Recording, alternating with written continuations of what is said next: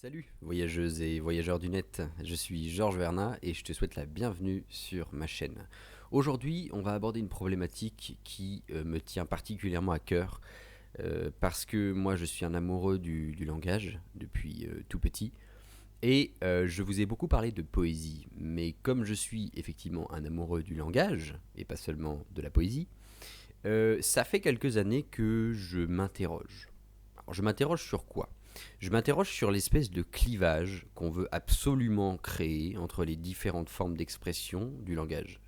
J'ai l'impression qu'en France, on aime bien faire ça. On aime bien, c'est pareil en politique. Vous avez en face de vous quelqu'un qui est parfaitement apolitique en soi, c'est-à-dire que j'ai jamais voté spécifiquement pour tel ou tel parti, j'ai jamais trop scandé des noms dans la rue en disant ouais machin ou ouais machine. Je suis pas trop comme ça. Pourquoi? Parce que au fil des années, j'ai toujours eu l'impression de pouvoir grappiller un peu là, un peu là et un peu là, de voir une bonne idée de machin, une bonne idée de machine et une bonne idée de truc au milieu. Et je me suis toujours dit que j'aurais beaucoup de mal à me définir de gauche, de droite ou je ne sais quoi. Bon. Et pour moi, il y a un vrai problème au niveau des formes d'expression, au niveau du langage à notre époque en 2021, parce que on veut faire la même chose. Donc, qu'est-ce que j'entends dans les discussions au quotidien que j'ai avec des amis ou des connaissances ou même des inconnus ici ou là? J'entends des engueulades sur le rap, la poésie et le slam.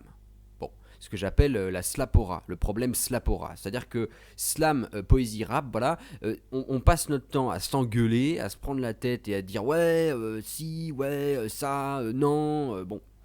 Et je trouve ça très dommage parce que, comme je le disais, moi j'aime le langage, j'aime la langue, j'aime ces trois choses-là en même temps et je pense que c'est tout à fait possible. Donc aujourd'hui, la vidéo d'aujourd'hui, c'est simplement pour décortiquer un tout petit peu.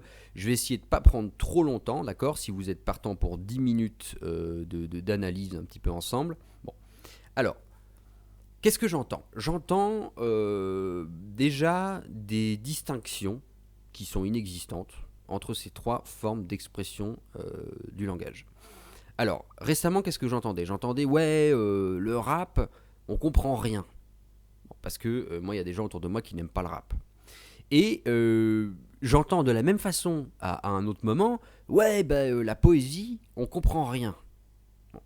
On entend le même son de cloche pour des gens qui vont invectiver l'un ou l'autre côté, alors qu'en réalité, c'est la même chose. C'est-à-dire que l'expression artistique du langage, c'est une façon de se singulariser. Donc, un rappeur, il n'a pas envie de rapper comme tout le monde. Il n'a pas envie de rapper comme tous les autres rappeurs. Il a envie d'avoir son rap, son flow, sa façon de dire les choses un peu. Donc, il va bidouiller, il va créer un peu son truc, sa langue à lui, il va faire un mélange comme en cuisine avec voilà ses épices, ses trucs qu'il préfère et tout, ses punchlines, ses images, bon. Et ça va donner quelque chose d'original, entre guillemets. Ça va donner une langue, que vous l'aimiez ou pas, elle est singulière, originale. Et à quel moment vous allez me dire que c'est pas pareil pour la poésie? La poésie, c'est pareil. Un poète, il n'a pas envie d'écrire comme tous les autres poètes. Il n'a pas envie qu'on se dise ah bah lui je l'ai lu, ah bah disons, alors là je me rappelle même plus. Il s'appelle comment déjà? Il parle de quoi? J'en sais rien. Moi j'ai l'impression que j'avais lu ça 100 fois avant. Non, il a envie que vous lisiez sa poésie, que vous vous disiez bah non c'est pas de la merde, ça c'est un peu nouveau quoi. Il y a un truc un peu différent. J'aime bien sa petite musique, j'aime bien sa façon de faire. Bon. Donc c'est pareil, on se singularise dans le langage, qu'on soit en poésie ou en rap. Donc déjà, l'argument de c'est une langue bizarre, on comprend rien, pour moi, il tient pas. Après, vous allez avoir des gens qui disent oui, bah, le rap, c'est revendicatif, c'est hyper violent. Bon, alors évidemment, on va pas se voiler la face non plus. Je suis pas là pour faire du consensuel ou dire le rap tout est gentil, tout est joli. Non, évidemment, dans le rap, il y a de la violence, il y a du sexisme, etc. Et alors, dans la poésie aussi, vous allez avoir des poètes qui vont écrire des trucs gravissimes sur hyper sexistes envers les femmes. Vous en allez en avoir qui vont faire l'apologie de trucs hyper graves, hyper violents, la guerre, le racisme, etc. Ça existe aussi en poésie. Bon. Et l'aspect revendicatif surtout du rap, bon, qui pour moi est totalement logique, c'est-à-dire que, encore une fois, je ne suis pas spécialiste du rap, attention, hein, ne me faites pas un procès sur ce que je dis, j'ai un propos qui vise simplement à rassembler au contraire. Mais de ce que je ressens dans le rap, il y a un aspect qui est souvent revendicatif, et cet aspect revendicatif, il peut avoir plusieurs aspects. C'est-à-dire que par exemple, ça peut être une revendication sur quelque chose de social. Donc ouais, moi je viens d'un endroit où socialement c'est hyper difficile et j'aimerais bien m'élever. À quel moment ça, en poésie, on peut pas le dire? Bien sûr qu'on peut le dire. Le nombre de poètes qui justement étaient dans la misère une bonne partie de leur vie et tout ce qu'ils voulaient c'était essayer de gagner leur vie et de vivre de leur vers, c'est mon cas aujourd'hui. Évidemment qu'on peut retrouver ça dans les deux modes d'expression. Bon. Ensuite, il y en a qui vont dire ouais, bah, apologie de la violence, etc. Ça aussi, j'en ai parlé. En poésie, ça existe. Donc, l'aspect revendicatif du rap se retrouve dans la poésie. On veut dire j'existe, voilà, j'ai quelque chose à dire, j'ai envie de vous le dire. Je prends un micro, comme je le fais aujourd'hui devant vous, et je vous exprime ça. Parce que c'est en moi, parce que c'est fort, parce que c'est vivant, parce que bordel, il faut que ça sorte. Bon. Donc, à nouveau, cet argument de le rap c'est violent, blablabla, bah, la poésie aussi ça peut être très violent dans la façon d'exprimer les choses, donc je vois pas où est l'argument.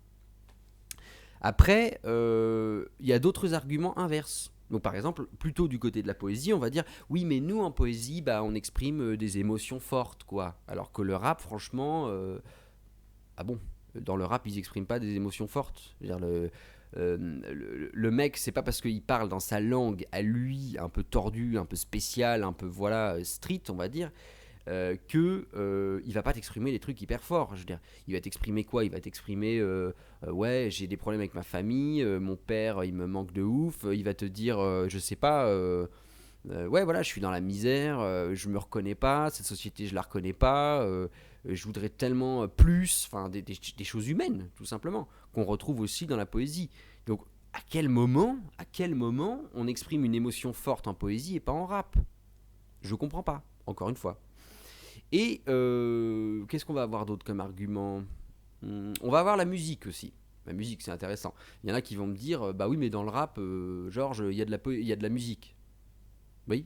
Et dans la poésie, il n'y en a pas de la musique? C'est-à-dire que, est-ce que tu as vraiment besoin qu'il y ait un clavier ou une guitare ou je sais pas, tu vois, une boîte à rythme ou quoi que ce soit, ou un mix quelconque qu'un de tes potes t'a fait sur son ordi, derrière un texte, pour entendre de la musique? T'entends pas de la musique dans la poésie. T'entends pas à quel point la langue, elle chante, les mots expriment quelque chose dans leur impact sonore. C'est-à-dire que un mot comme, je sais pas, étoile, et puis tu vas avoir rock, tu vois, et puis tu vas avoir, je sais pas, camion. Enfin, y a tellement de musique déjà dans les mots qu'on n'a pas forcément besoin d'en rajouter derrière. Je veux dire, la poésie, elle a tout à fait sa musique. Tu vas écouter un mec ou une fille d'ailleurs te dire un poème a cappella, sans rien derrière, il va empoigner les mots, il va t'amener quelque chose, une énergie, une musique, et tu vas pas me dire qu'il n'y a pas de musique là-dedans. Bon, donc la musique derrière le rap, oui, d'accord, mais pour moi, c'est pas forcément un argument qui est plus recevable. Donc finalement, je ne cesse d'entendre ces discours, ces dialogues, ces engueulades de l'un côté et de l'autre. Moi, je suis jamais d'accord. Et on va avoir un petit peu, comment dire, le François Bayrou de la discussion qui va arriver et qui va dire mais non, les amis, il y a le slam. Alors le slam, c'est vrai qu'on dirait que ça met tout le monde d'accord. Ça mélange un petit peu le côté street du rap avec le côté des fois un peu plus bon guindé, bourgeois de la poésie. Encore que je dis ça, mais en réalité la poésie est pas du tout bourgeoise. Je veux dire, la poésie c'est la langue de gens qui sont miséreux. Baudelaire, il était dans la misère. Rimbaud, c'était juste un type qui aimait voyager. Il avait pas de thunes, il allait sur les routes et il faisait sa vie. Bon, donc c'est un mélange des deux, un peu de rap, un peu de poésie. On va dire la langue est un peu plus abordable, parce qu'on a l'impression que le registre un peu des fois trop élevé, trop compliqué de la poésie, et des fois le registre plutôt brutal, plutôt violent du rap, vont se mélanger dans le slam. Bon, c'est moins compliqué quoi. On a l'impression que voilà. Mais moi je pense encore une fois que c'est un faux débat, parce que le slam c'est juste un troisième mode d'expression. C'est-à-dire que vous allez en avoir qui vont préférer les vers, les strophes, la façon un petit peu plus, comment dire, ciselée, disons, de l'exprimer en poésie. Vous allez avoir ceux qui préfèrent le rap pour son côté justement plus punchy. et vous allez avoir ceux qui préfèrent mélanger les deux. Où est le problème? Je veux dire, on n'a pas à décider que le slam est mieux sous prétexte qu'il mélange les deux autres. Bon. Donc pour moi, tout ça c'est un faux débat. Il y a un seul grand sac, un seul grand univers, parce que le mot sac, je sais pas, mais un seul grand univers, quoi. C'est un peu One Nation, si vous voulez. C'est donc ce que j'appelle slapora, c'est le slam, la poésie, le rap ensemble, qui sont des déclinaisons merveilleuses de la langue française, des façons merveilleuses d'exprimer une émotion, d'exprimer une musique, et ce qui manque pour moi aux gens qui veulent à tout prix cliver comme ça, faire des petits tiroirs, des petites cases où on enferme les choses, c'est la curiosité. Il faut être curieux. C'est-à-dire que, prenons un exemple, si toi qui me regardes, t'adores le rap, et t'as entendu beaucoup de choses très négatives sur la poésie, ouais, on comprend rien, machin, c'est du langage du XVIIe siècle, XVIIIe siècle, blablabla, bon.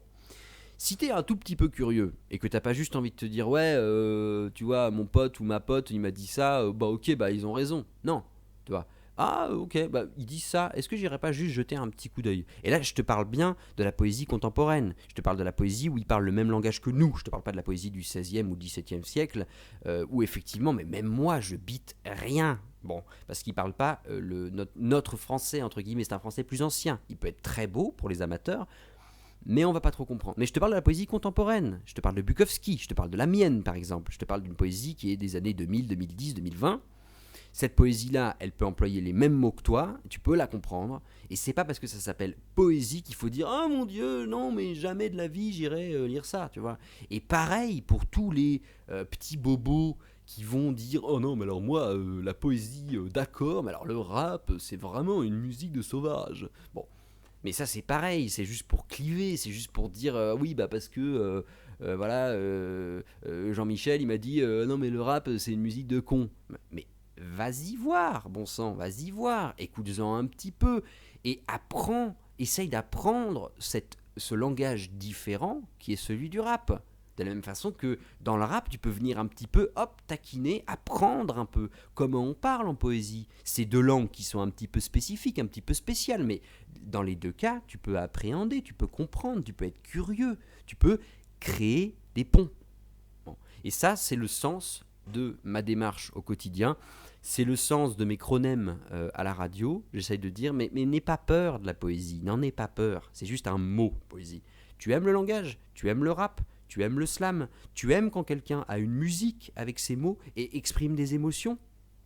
Mais cours, va voir la poésie.